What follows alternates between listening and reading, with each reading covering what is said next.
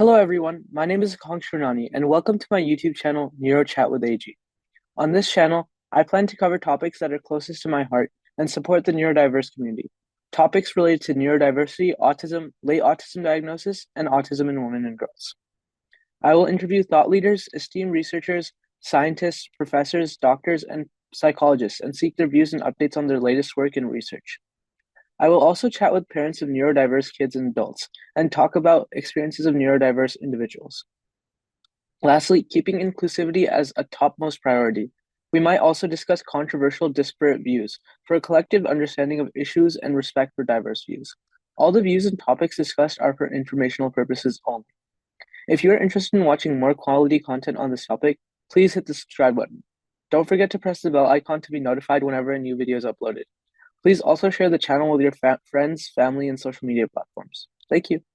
Aditi Gangrade is the co-founder and chief creative officer at MuchMuch Spectrum, an impact storytelling media and insight studio that tells stories of diversity. Through her company, Aditi works with brands, nonprofits, and agencies to help them understand and address diversity in their communications. As a female founder and filmmaker, she works to create a benchmark of good representation and make important conversations happen throughout the society. So, Ms. Gangrade, welcome and thank you very much for the time today. Thanks for having me, Akansh. And to jump right into, who you are and what you've done. So, could you share some insights about your background and the journey that led you to do what you do today? So I would talk about my teenage years. When I was growing up, I obviously didn't know I was autistic, and back then I was emulating people. So I would look at other women and people in the family, and I would do exactly what they were doing or what they were dreaming about. So growing up, when anybody would ask me what you want to become when you grow old, um, I would say that I want to become a software engineer. And because that is something that, is very common in India, and, young people are expected to go into engineering. So that's what I had in mind. But when I started studying like physics and chemistry, I would hate it. And I would be like, no, I don't want to do this. So when I was in my college, that's when I realized that media is something that I want to do. And that's when I started like journaling. I started writing a lot more.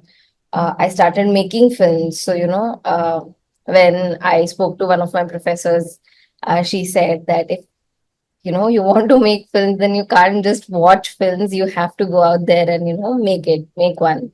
So I just made one, and I think that was the beginning of it. And always in my head, I would never like the so-called masala films that you watch mostly, and I would always feel that even if it's a film that is very massy, it has to be something about some something about a social issue that is relevant for people.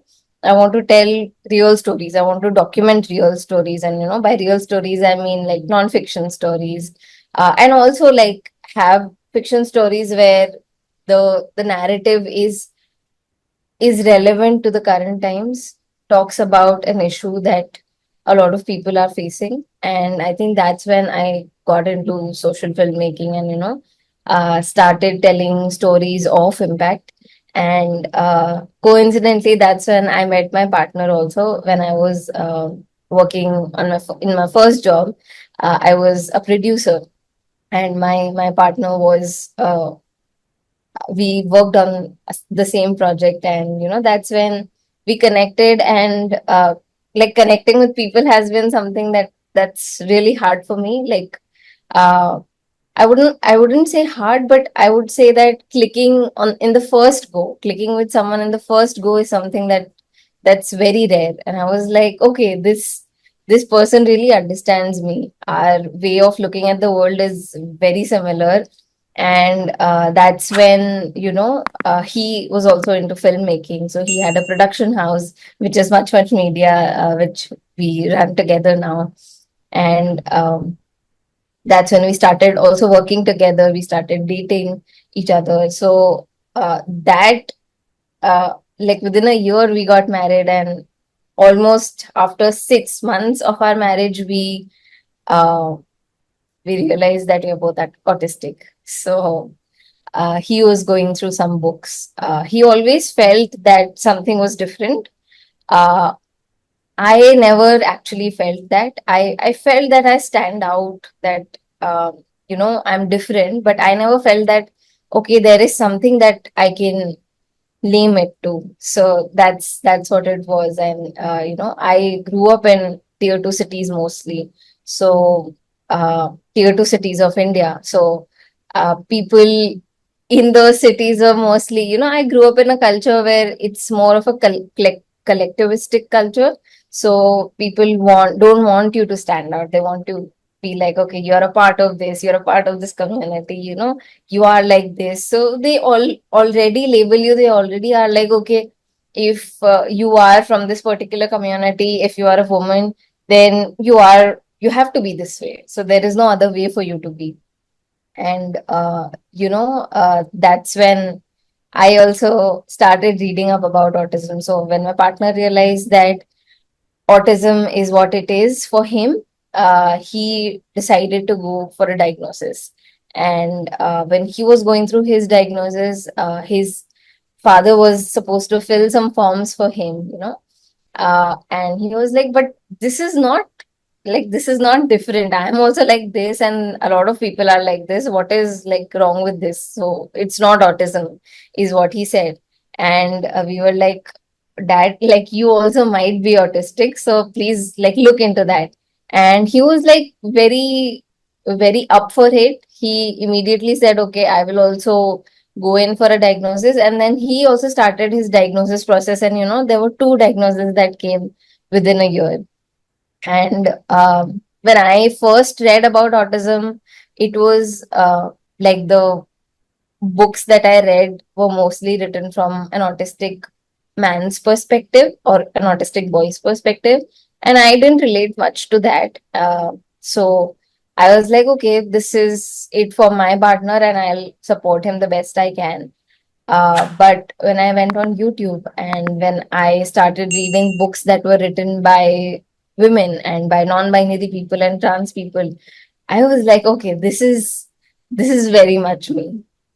I also relate with it. And there was like a singular picture, like a very 2D picture, I would say a very one-dimensional picture was portrayed by most books that I read. But when I started reading different kind of books, different kind of content, I think that's when I realized that, okay, I'm also like this. So that was the time, I think in 2022 March, or I think early March, we decided that neurodiversity and disability, and especially positive stories of disability, is something that we want to do. And that's when we dove right into it and decided to start MuchMuch Spectrum, which is a content and insight studio, which is a part of MuchMuch Media LLP. And now my partner and I both run it together. We have a small team, and yeah, we now also have a big community. So the community is almost, I think, 75,000 strong, and it's a fairly global community. So that is also something that we are very happy about. Regarding everything you just mentioned, when you realized that it happened, I'm sure looking back on, your time before you were diagnosed, um, you probably realized that some things that you thought were just challenges that everybody faced were, not that. So you've attended 9 different schools. So could you tell us about like, some kind of the challenges you went through and learnings you had from them looking back? Yeah. So I never anticipated that that would happen. Like when I was very young, I was very happy in my school because my routine was pretty much the same every day. I had the same friends for like 3, 4 years. But when I was in third standard, my father got transferred to a different city. So, and that was something that I couldn't compute in my head, like how to deal with that. And like a lot of people would say that, okay, what is something to deal about? Like, what is the big deal? It's just like a small change, but that small change was very big for me. And that was also the time when my brother was born. So there were two major changes in my life, and I couldn't like handle that. So I was living in Indore, which is in Madhya Pradesh, and my father was transferred to Jabalpur. And when we went to Jabalpur, I hated the school. I hated being there. I just wanted to go back to my city, and I was like, I don't want to do this. And then my parents, like, of course, they were very understanding. They were like, this is how it happens when you have to move cities. These are the changes that might happen, a different school. But still I felt that now when I look back, I think I wasn't really prepared to handle that change. Like, if I were to do this, if I had a kid and that kid was autistic, I would like prepare them like 3 months before that change. I would be like, okay, this is what going to happen. We are going to this new city. This is what the school is like. I'll show them the pictures of the school. I'll prepare them that way. But and if also like having a new sibling, a sibling that is like, yeah, so that is also something that I would prepare my child if I had a child. So, I wasn't prepared much. So I got sick. I was like, I don't want to do this. So my grandma came and, took me to back to her town. And that's where I studied for a year away from my parents. So that's how bad it got. Um, but then I realized that, okay, changes are going to be a part of life, and I have to like go to different places with my parents. And that's when the real challenge started. I enjoyed being with my parents, but I hated changing schools. So almost every year or every second year we would move to a new city, new school, new friends, a new way of teaching. So that really affected my academics also. And I had a really hard time studying. So when I think in third standard, I was like, i I was a scholar. I was a scholar kid. uh, but as I grew up, I couldn't cope with so many changes way too often. So I think I oh, the one thing that was certain in all of these changes were my family. So I think my family is what kept me grounded and um, made me feel that sameness. But apart from that, everything is like, okay, one year it's this, the other year it's this. And finally, when we moved back to Indore is when like things really settled and, started, the routine was started becoming the same. But yeah, I think I still have a lot of challenges with changes. And now, thankfully, like my family, my partner, and everybody else know that. So they prepare me for it.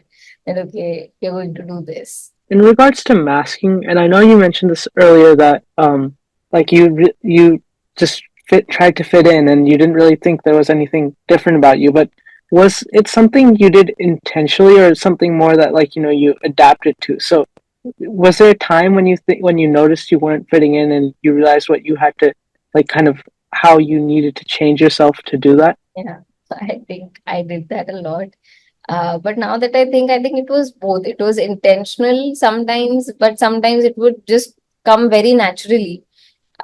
So like places that felt unsafe, so to speak. So, for example, being in a setting where there are, relatives, extended family, where, being a certain way was appreciated. Like you have to be this way. If you're a part of this extended family, you have to, behave like this. You have to wear a sari or you have to wear a dress or something. And being girly is what they said that you are not very girly. You are not. Why do you dress up this way? So earlier I rebelled a lot, but then I also started fitting in.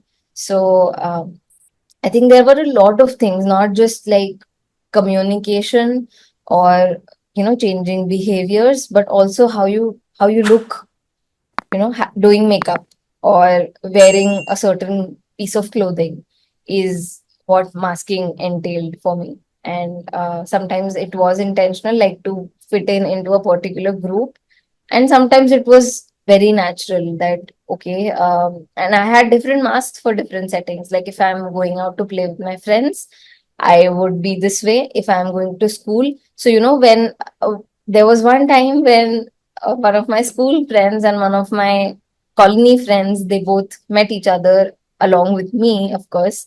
And I didn't know how to behave, like how to communicate with them, because I had a different mask in front of this one person and I had a different mask for like this other person. So I was like mostly quiet, and they were both like, why is she behaving so weird? Like, why is she so quiet? And that is what it was like, having different masks in different settings. And I think that continued for a long time until when I was a teenager, and I realized that I really don't need to fit in, I can. Be different. I can choose to not have that many friends. I can have like just one or two friends who really accept me the way I am, and that is okay. So that is when like my unmasking process really started, and I think that is when I also started writing. So, I think my work, my art really helped me unmask. Why do you think so many autistic girls are overlooked or, misdiagnosed? What systemic issues contribute to um, the low number of girls being identified to be on the spectrum?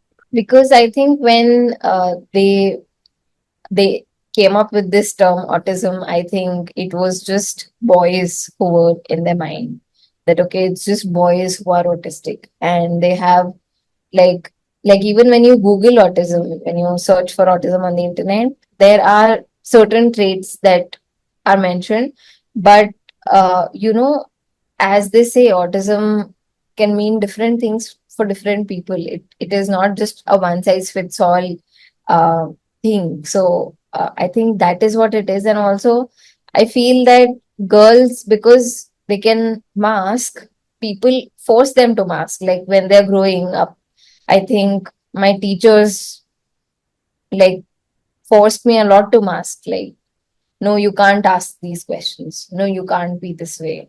So those were the things that I got to hear. And I think society just pushes you to be this woman, to be this person who you are not, and they don't want to label you. They don't want to be like, okay, this girl is autistic. And even I think a lot of medical professionals, they're not equipped to see the traits that manifest in autistic women or autistic non-binary or trans people. I think um, research has we I think we also are lacking there. The research that's been done is mostly from the male perspective, and same with ADHD, same with any other. I think same with bipolar, and yeah, I think that's what it is. If you had the opportunity to go back and relive your life, would you choose to have an early diagnosis? And how do you think that would change your experiences if you did? That is a tough one. So yes and no. Yes, because I feel that I would have lived my life very differently. I would have started doing certain things very early on, like uh, you know, uh, the way that I live right now. So uh, I have a very small group of people who I really am unmasking with. So that is what I realized after realizing I'm autistic. But before that, it was very different. I was trying to fit in with anyone and everyone. So I realized that okay, now these are like a few people who really understand me and I can just be myself with them. But with everybody else, I might have to mask a little. So that is something that is very like clear to me now. So I think if I was diagnosed early, those things would have been better. Uh, but the downside of it is, and which is why I would also say no, is because back then there was not much autism awareness in India and not much acceptance also. So a lot of parents who we talk to now, who are parents to young adults, they say that there was no awareness. They realized that children were autistic probably when they were 3 or 4. And even when they realized that, it was their life just became about, okay, this person has this condition. Now we have to fix it. We have to cure it. And that was the direction that a lot of people went in because they didn't understand back then. And there was, as I said, there was no representation. Media never spoke about autism. So they just went into the direction of, okay, I have to fix this. And that acceptance probably came in much later, that okay, this is how my child is going to be for their entire life, and I just have to make space for them, like make some little changes for them, and support them the best in the best way I can. So I think if my parents would have realized that I was autistic, or if signs were like very visible, or yeah, the diagnosis would have happened earlier, I think I would have not been in the position that I am right now, because I also realized that people who were diagnosed early um, also had to face a lot of stigma. So when we speak to young adults from India, uh, that stigma is very much visible. You can make out that okay, this person is not very comfortable calling themselves autistic because they have a certain perception in their head, and that perception comes from what they got to hear when they were growing up, from neighbors, from teachers, or from even family. So I think, yeah, i would I wouldn't choose to get diagnosed earlier living in India. I recently came across your article and video addressing 6 common myths about autism.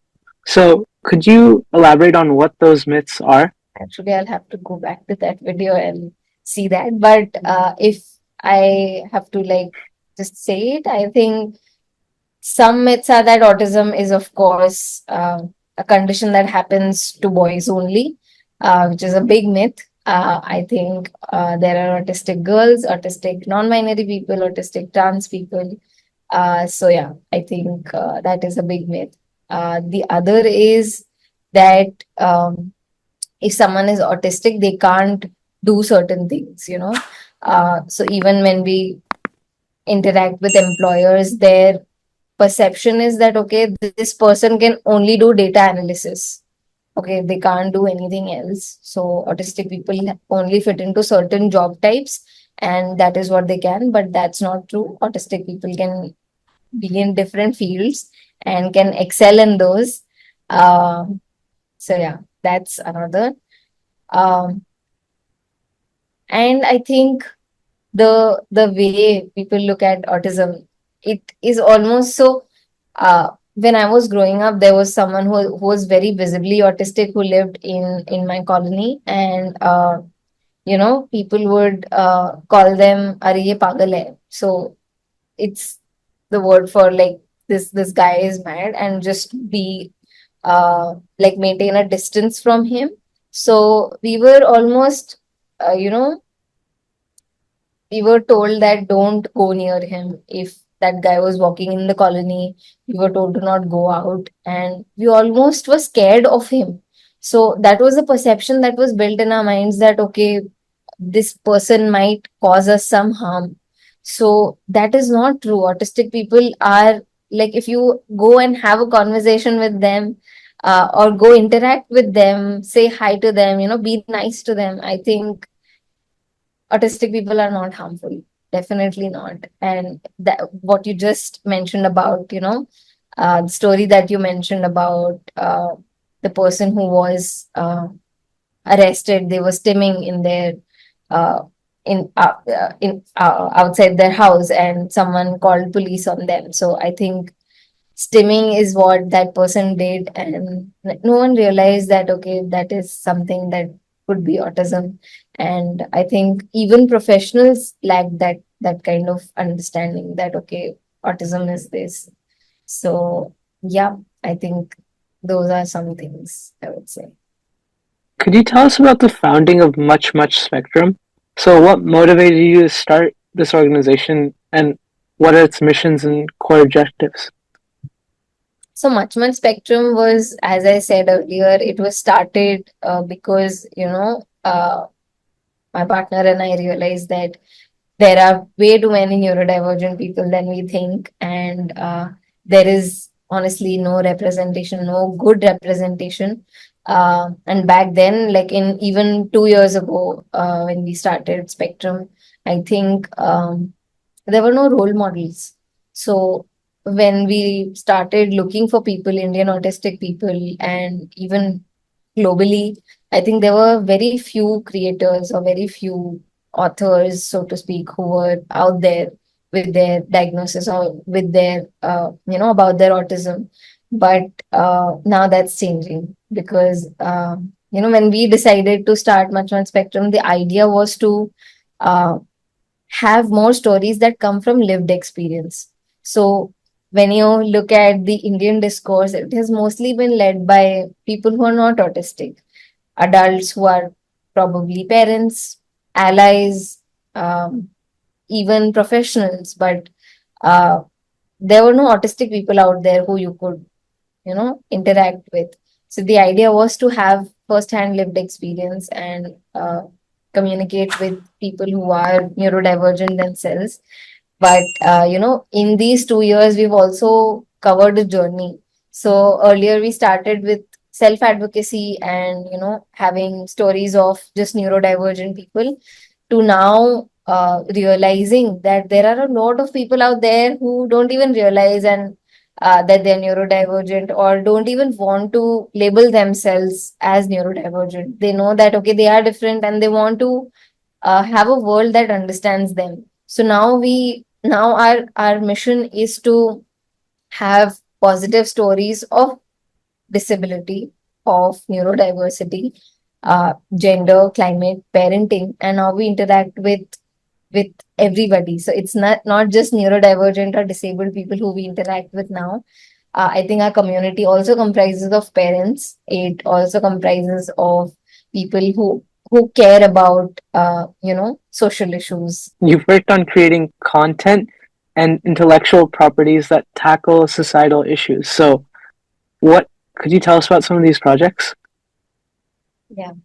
So when we started Much Much Spectrum, because my partner and I, both of us are filmmakers, we really wanted to like create a show that was Indian, that came from lived experience, and that's when we went out and shot a show which is Alag Hai Kam Nahi. So it's Hindi for different, not less.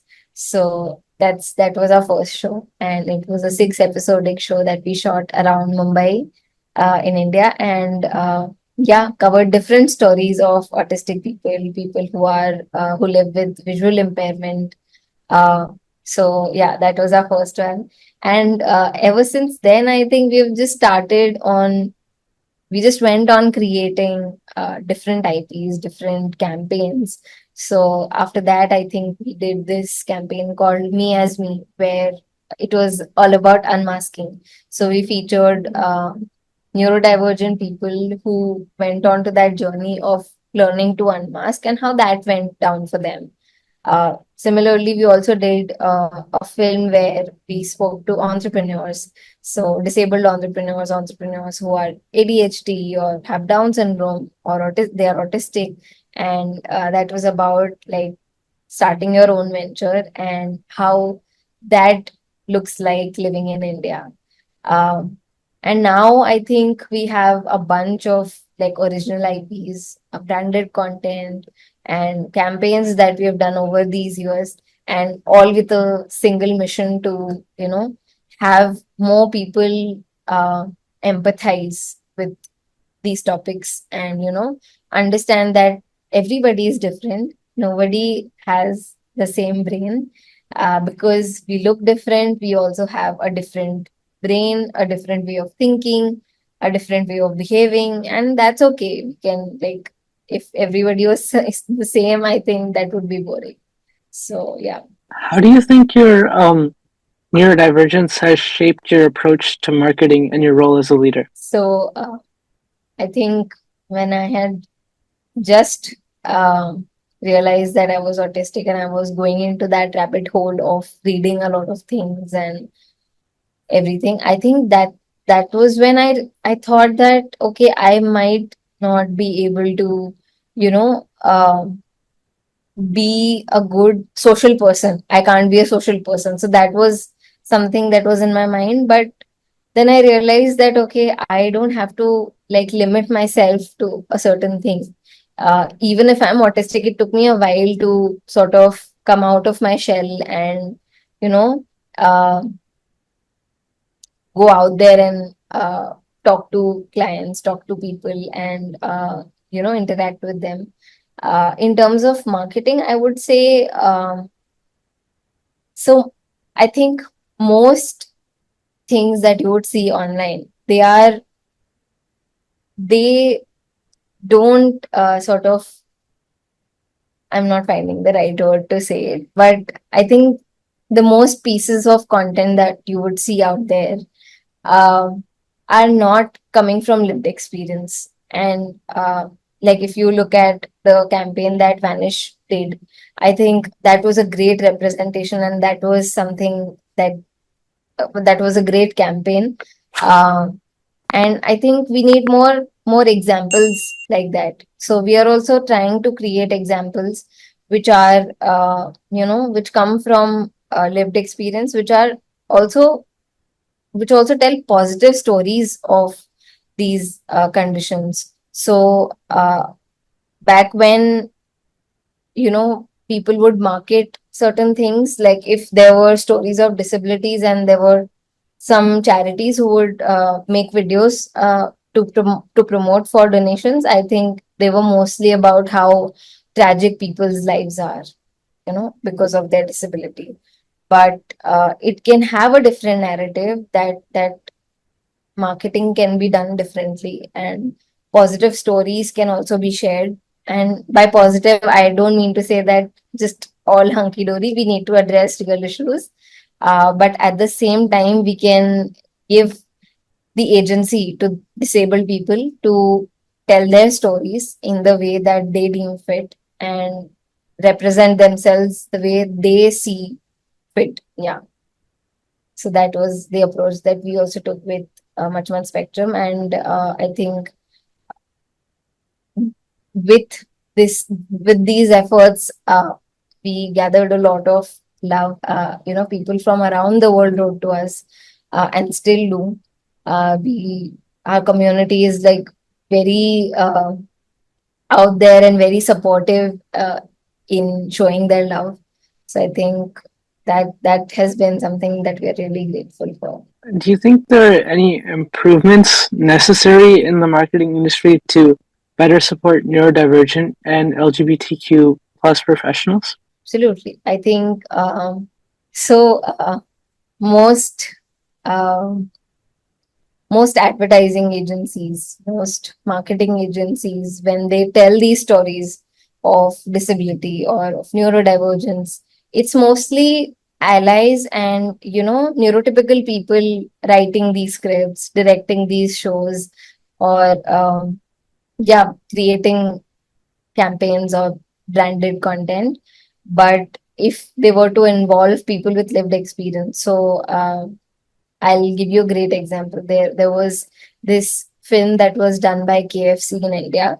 It was about deaf people, and how KFC hires deaf people, and the actors were actually deaf, and that was something that really changed the campaign. And I'm sure, like when you include directors, producers who are neurodivergent, who are disabled, and actors who are neurodivergent and disabled, I think that really changes the perspective. That, like, when you look at most campaigns, most content that's done by neurotypical people, you can clearly make out that it's from an outsider's perspective.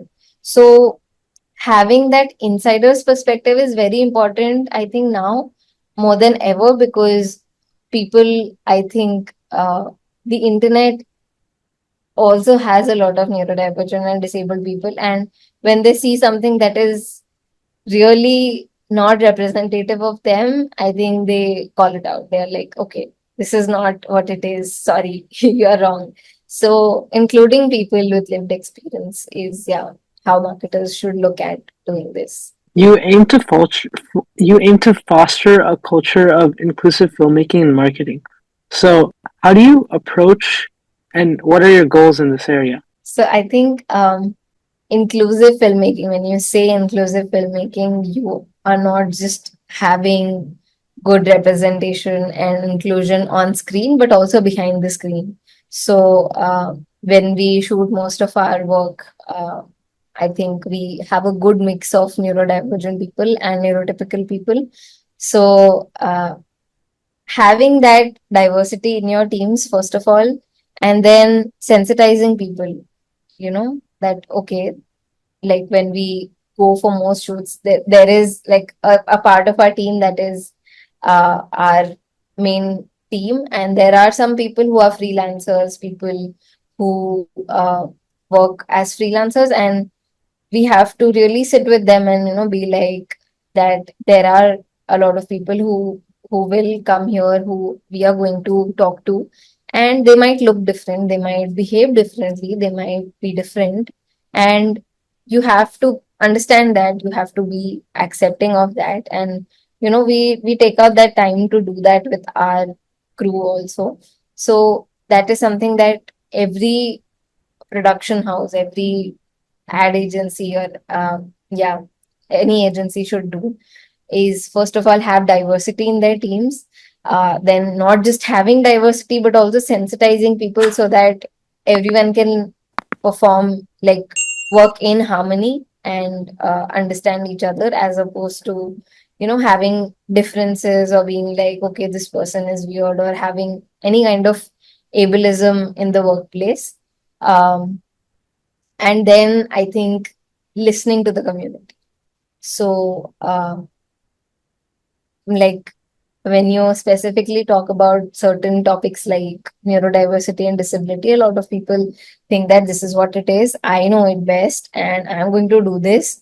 uh, Even though I have included people with lived experience, I think that this is what it is. And they don't go out there and, do some research about the community and talk to such people.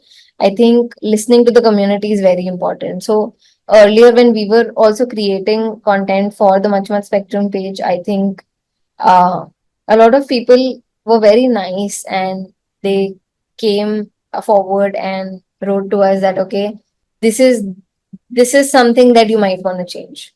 So this is the wording that you might want to change. This is something that you can say instead. So I think that is what really helped, and we really took that feedback positively and incorporated that into our work. And I think that is what really helped, like listening to people. From your perspective, what are the essential components of inclusive marketing? So, how can businesses more effectively address neurodiversity and LGBTQ plus identities in their campaigns? I think what I just said earlier, I think it would apply to this also, that having diversity in your teams, including people with lived experience in such campaigns, listening to the audience, and yeah, not just thinking that, okay, I know it all. It is like an ever evolving space. You have to keep learning every day. So being open to that, I think, is something that's really important. Are there any examples of inclusive filmmaking, both internationally and within India, that you find particularly impactful? Yeah, I think all of Apple films. So I think the ads that they make are really like they've created a benchmark for inclusion with their work. Then I think Pantene UK is doing a really great job. So uh, they had a blind influencer who was a part of their campaign, who did the entire campaign all by herself, and that was about how blind people interact with products, how they use certain products, and how beauty is not limited to just able-bodied people, and disabled people can also access such products. So I think Pantene UK is doing a great job. Then also Vanish UK, as I just said. So Vanish UK did a campaign on clothing and how autistic people like uh, clothes that are worn for a long time. And I think I related a lot with that, that I need certain textures. Like I can't wear anything and everything. I need to feel the texture. I need to be comfortable with that texture. And mostly when certain clothes are worn for too long, I think we really start liking those pieces of clothing. And I think that was the campaign about. And now they're also going on and talking to multiple people, and it wasn't just a one time thing. So I think that is something that was really great, like not just putting out one ad and saying that okay, we are celebrating Autism Awareness Month, but also doing it throughout the year, because like autism is not about just one month, which is April, but it should be an ongoing conversation. So yeah, Pantene UK. I think KFC India is doing a good job with their campaign, which is Speak Sign. I think it's some I don't remember the name of the initiative, but I think it's Speak Sign, and they hire a lot of people with disabilities, people who are deaf, and they encourage their customers to learn sign language with small gestures, even like learning a couple of gestures when you are coming into their outlets, and yeah, interacting with their team by signing, I think. So that is something that is not just on screen but also happening on ground, and brands and companies also making changes in their offerings. So a lot of brands internationally have braille printed on their products, which is not yet happened in India. So I think that is a great step. Like when you say that you are inclusive, you make sure that it's happening on ground with your products or with your teams. So I think, yeah, these are some campaigns that I really liked. Like you mentioned with these campaigns, they are doing more, and like other companies should try and do similar things, right? But what do you think contributes to an inclusive campaign becoming successful? That's a great question. Um, so last year, I think this year, on Down Syndrome Awareness Day, there was a film that released. I don't remember the name of the film, but I'll share the link with you. Um, so that film basically had a woman with Down syndrome who said that I can also have margarita, I can also take my decisions, and I don't need to be babied. I don't need to be treated like a baby.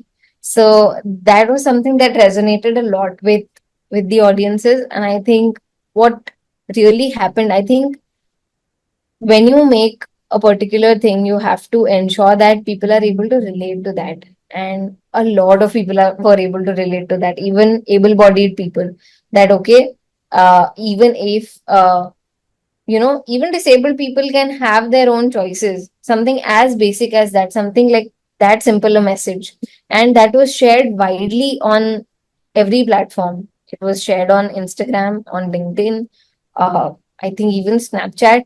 So, uh, what the marketers really did well was tap into a particular community, and you know a lot of creators with Down syndrome shared that.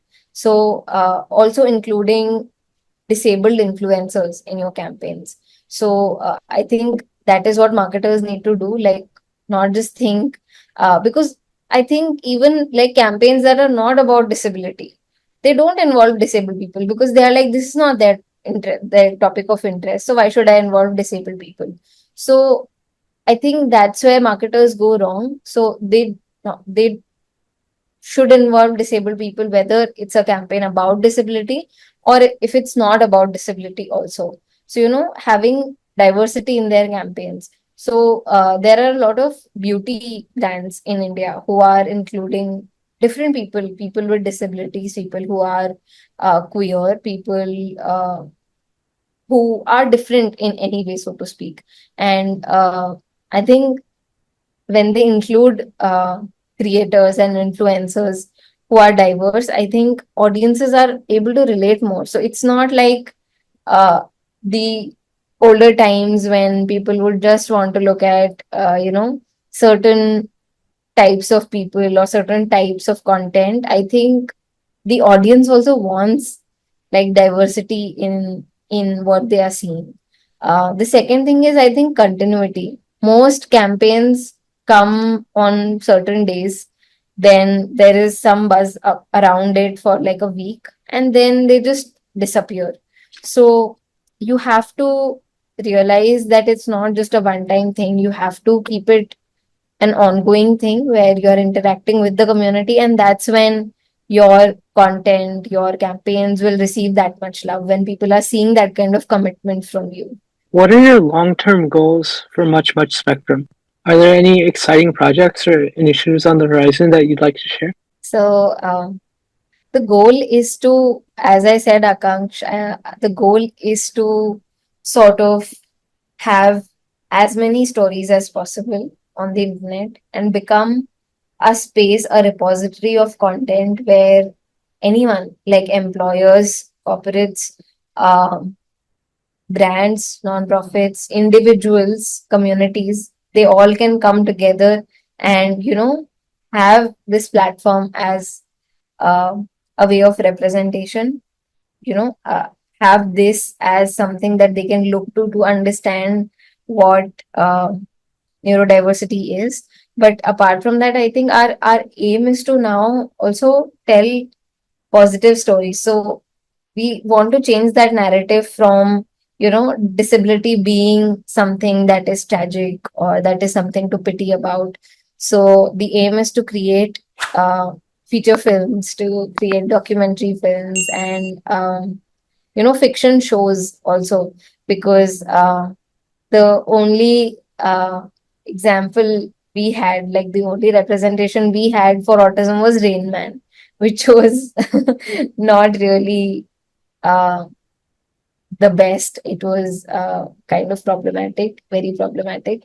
So I think Rain Man was the example, was the representation we had for autism. So we want to make films that you know include autistic actors and is comprising of an all neurodivergent team, and create things that change that narrative.